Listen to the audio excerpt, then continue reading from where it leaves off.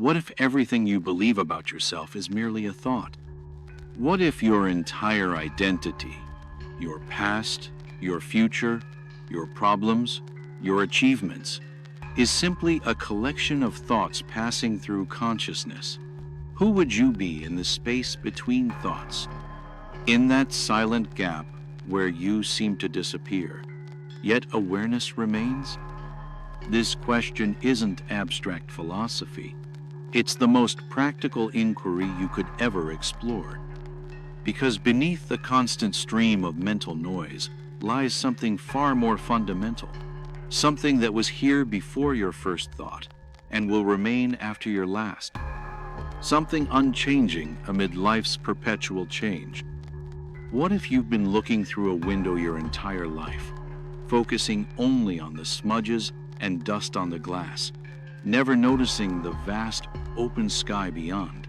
Your thoughts are those smudges. Awareness is the sky. Take a moment right now. Just pause. Feel the weight of your body against the surface supporting it. Notice the sensation of air touching your skin. Hear the sounds around you. Now, notice that you're noticing. There's an awareness perceiving all of this. That awareness isn't thinking, it's simply present. It's the space in which all experiences, including thoughts, arise. Think about a current problem in your life. Feel how it creates tension in your body, how it narrows your attention. This problem feels real, solid, substantial, but is it? Or is it simply thoughts appearing in consciousness, an interpretation of raw experience? Let's try something. If you're in a safe place, close your eyes for a moment. Notice the thoughts that arise. They might be about this message, your to-do list, a worry, a memory. Just watch them come and go. Now ask yourself, who is watching these thoughts? Can the thinker be another thought? Or is there something more fundamental observing the entire show? This isn't intellectual gymnastics. It's an invitation to directly experience the most intimate aspect of your being, the awareness that you are. The mind is a magnificent tool. It solves problems, remembers the past, plans for the future. It's given us art, science, technology, civilization itself. But somewhere along the way, we've made a critical error. We've confused the tool with the user. We've mistaken the voice in our head for our fundamental identity. Think about it. When you say, "I'm thinking," who is the I that notices the thinking? Can a thought observe another thought? Or must there be something more fundamental, a consciousness, an awareness, in which thoughts appear? Your thoughts are constantly changing. One moment you're thinking about lunch, the next about a deadline, then about something someone said years ago. But through all of that, something remains constant, the awareness that witnesses it all. This awareness is not a thought. It's what knows thoughts. It's not an emotion.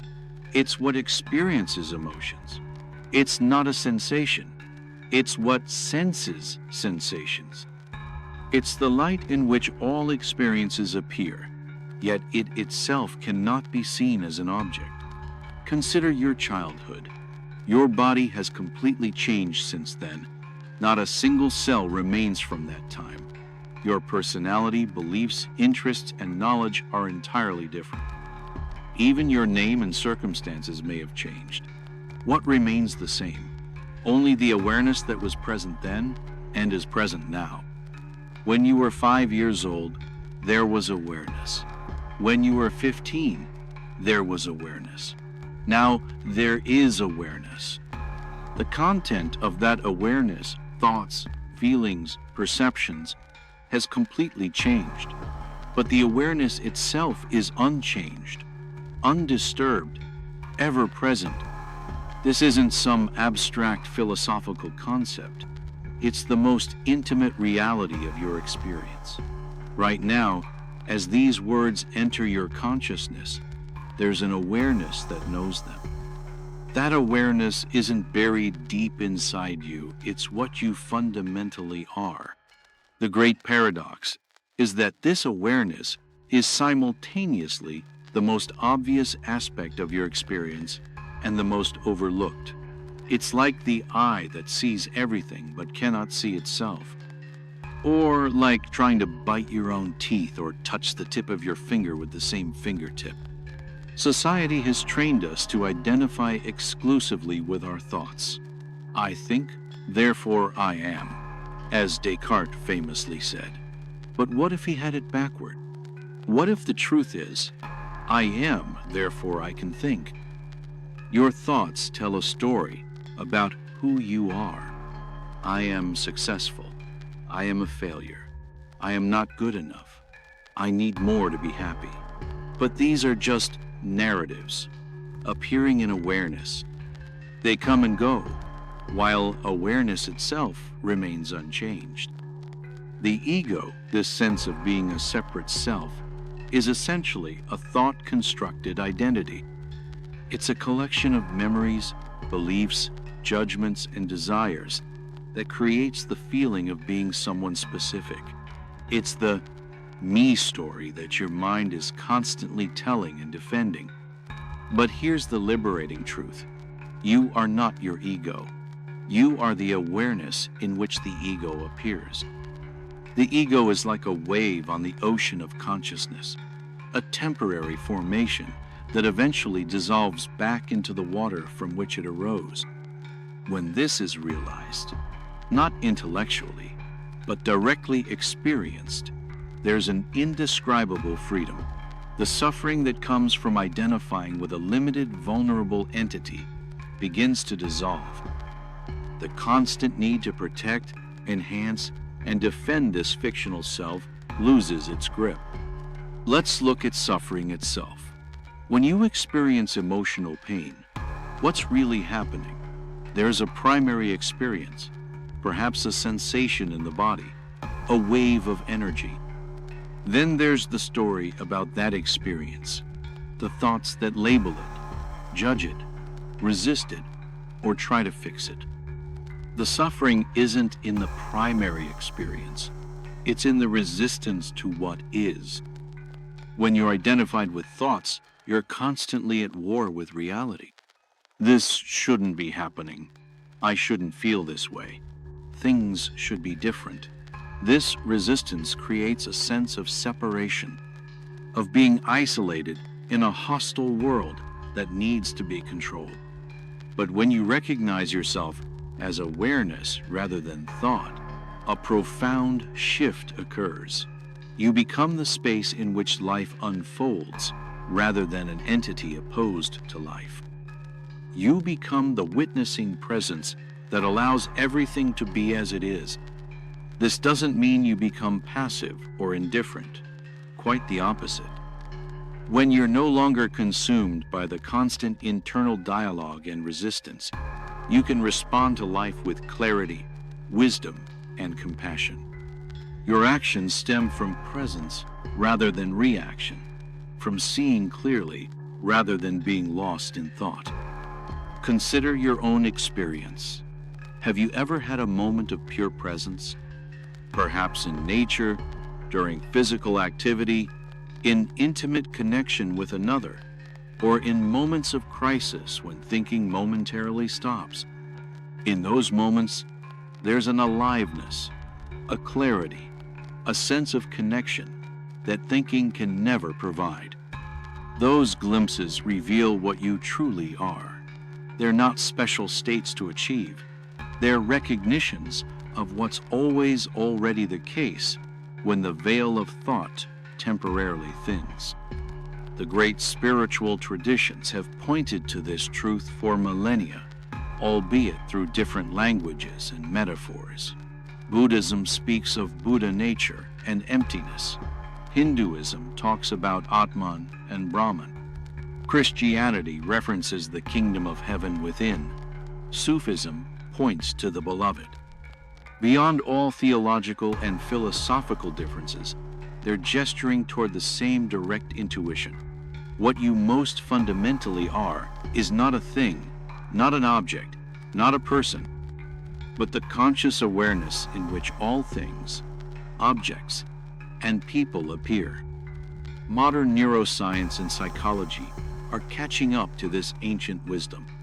Research into meditation and mindfulness is revealing how identification with thought creates psychological suffering, while the capacity to witness thoughts from a place of detached awareness promotes well-being. But we don't need science to validate what we can directly experience. Right now, in this moment, you can notice that you are not your thoughts. You are the awareness of thoughts. You are not your emotions. You are the awareness of emotions. You are not your sensations. You are the awareness of sensations. This isn't about creating a new belief system or adopting a spiritual identity. In fact, it's about dropping all beliefs and identities to directly experience the reality of what you are. It's not about adding something new, but recognizing what's been here all along. The implications of this recognition are profound and far-reaching. When you no longer exclusively identify with the limited self-concept created by thought, your sense of separation begins to dissolve. You start to experience yourself not as an isolated entity in a world of other entities, but as the awareness in which the entire universe appears. This doesn't mean the personal dimension of experience disappears. Your body, personality, and human life continue, but they're now recognized as temporary expressions of something far more vast and mysterious, the aware space in which all experiences arise, exist, and dissolve.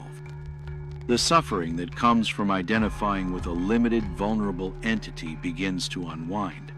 The constant need to protect and defend this fictional self loses its grip. In its place arises a natural compassion, as you recognize that others are also expressions of the same awareness, temporarily identified with their own thought-created selves.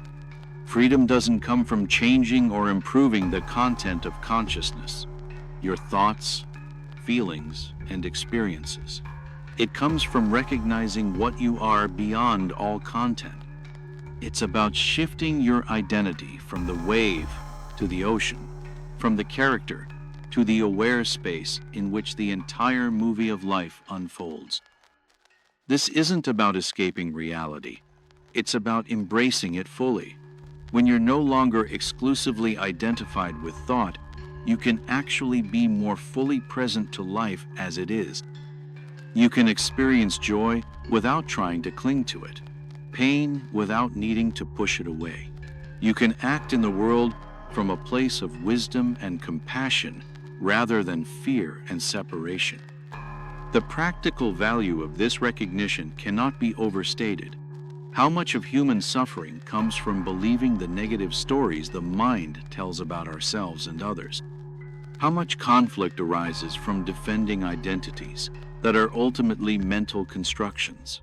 How much anxiety stems from believing thoughts about what might happen in an imagined future? When you recognize yourself as awareness rather than thought, these sources of suffering begin to lose their power. The thoughts still arise, but you're no longer completely identified with them. There's a spaciousness around them, a freedom that comes from knowing what you are beyond thought. This recognition isn't a one-time event. It's an ongoing exploration. Here are some practical ways to discover your true nature beyond thought. First practice, the witnessing presence. Several times throughout your day, pause and notice that you are noticing. Become aware of awareness itself. Don't try to change or manipulate your experience. Simply notice who or what is aware of your current experience. Ask yourself, who is aware of these thoughts? Who is aware of these sensations? Who is aware of these sounds? Don't answer conceptually. Allow the question to create a space of not knowing, an opening to direct experience beyond thought. Rest in the awareness that's already present, already watching, already knowing. This can be done anywhere, anytime, while washing dishes, during a conversation, sitting in traffic, or before falling asleep. It's not about creating a special state, but recognizing what's already here. Second practice, the thought inquiry. When a troubling thought arises, I'm not good enough. I can't handle this. Something is wrong with me. Pause and investigate. Ask, is this thought true? Can I absolutely know that it's true? Who would I be without this thought? Who or what is aware of this thought? Notice that thoughts appear and disappear in awareness like clouds in the sky. They're temporary, ever-changing, while awareness itself remains constant. See if you can distinguish between the raw emotions or sensations in your body and the narrative about them. Often, the primary experience is quite bearable. It's the story about it that creates suffering. Third practice, the mirror of relationships. Our relationships offer a powerful mirror for self-discovery. When you feel triggered by someone, angry, hurt, defensive, pause and notice what's happening. Beyond the story of what they did or said, what's being activated in you? What identity is being threatened? What story about yourself is being challenged? See if you can trace the emotional reaction back to a thought, a belief about yourself, or how life should be. Then inquire, who would you be without that thought? What remains when the thought is seen through? In that space beyond thought, true connection becomes possible, not between two separate selves defending their identities, but between two expressions of the same awareness recognizing itself. Fourth practice, the natural state. Spend time regularly in nature, away from screens and constant stimulation. Nature has a way of quieting the mind and revealing the awareness that you are. Notice how trees don't think about being trees. They simply are. Water doesn't try to be water. It flows naturally. Animals don't construct self-narratives. They exist in pure presence. In nature, it's easier to recognize your own natural state, the awareness that's present prior to thought, the being that you are beyond all doing. Allow yourself to rest in this natural awareness. Notice how it's always here, always open, always at peace, regardless of the weather of thoughts and emotions passing through it. Remember, these aren't techniques to achieve a special state or have a spiritual experience. They're invitations to recognize what's already true, what's already present, what you already are beneath the layers of thought identification. The freedom you seek isn't found in some future moment when your mind is perfectly quiet or your life is perfectly arranged. It's found now, in this very moment, in the recognition of what you already are beyond all thoughts. This recognition of your true nature beyond thought isn't just a philosophical curiosity. It's the key to genuine freedom, peace, and fulfillment that no external achievement or possession can provide. I invite you to experiment with these practices for the next 24 hours. Notice the difference between being lost in thought and being aware of thought. Notice how identification with thought creates suffering, while recognition of yourself as awareness brings a sense of spaciousness and peace. Share your experiences in the comments below. What did you notice? What shifted? What questions arose? Your insight might be exactly what someone else needs to hear to awaken to their own true nature. Join our community of fellow explorers who are discovering what they are beyond thought. Follow for more guidance on this ultimate journey of self-discovery. Not the discovery of a better self-concept, but the recognition of what you are, prior to all concepts. Remember, you don't need to believe anything I've said. In fact, I encourage you to doubt everything. Don't take my word for it. Investigate your own experience. Look for yourself at what you truly are, beyond the stream of thoughts that claim to be you. The freedom you've been seeking through achievement, relationships, possessions, or experiences has been here all along, hiding in plain sight as the awareness that you are. It's closer than your own breath, more intimate than your deepest thought. In the next week, I'll be sharing more specific practices to help you stabilize this recognition in daily life. Subscribe so you don't miss these essential insights that can transform your experience from the inside out. Who are you without your thoughts? The answer can't be found in more thinking. It can only be discovered in the direct recognition of what's already here, already aware, already free. That recognition is available right now, in this very moment, as the awareness reading these words. The journey from confusion to clarity, from suffering to peace, from separation to wholeness, isn't a journey through time or space. It's the timeless recognition of what you've always been, before thinking created the illusion of a separate self. I'll leave you with one final question. If you weren't thinking right now, what would be missing from this moment? And who would be there to notice what's missing? The answer is waiting in the silence beyond words, in the awareness that you are.